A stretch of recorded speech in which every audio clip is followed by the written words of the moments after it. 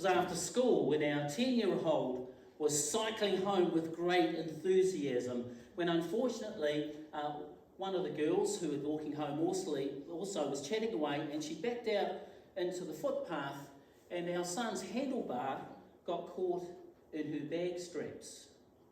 And as he tumbled, the handlebar jammed into the ground, and then his abdomen got jammed into the handlebar. And his liver was split almost in two. And though on the outside he looked fine, he was pale and shaken, he was bleeding internally. Now, a very kind parent, one, we're very grateful to this kind parent, she stopped in her car and looked at Michael, and he seemed okay but shaken, and popped him into the car and the bike and then drove him home. Now, Judy was home, and as soon as she saw Michael and heard what happened, she took him up to Rotorua Accident and Emergency, where they quickly realised this was much more serious than they thought. Now, it was getting dark and the weather was bad, and so they could not helicopter him to Waikato Hospital.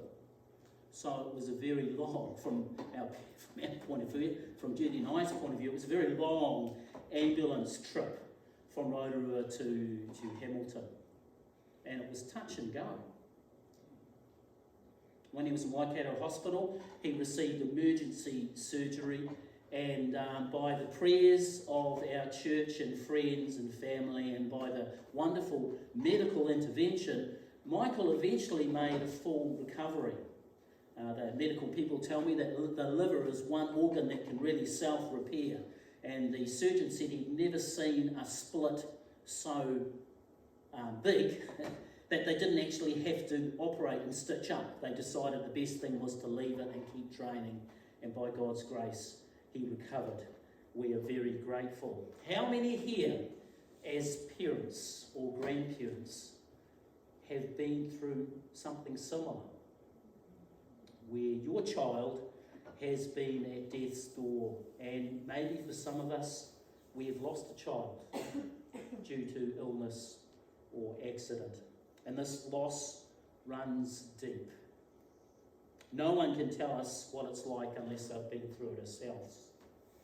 Now, in today's Bible passage, we're going to see a desperate father whose son is at death's door, and there is no hope. And as this young life slips away, the father hears of a peasant carpenter from Nazareth.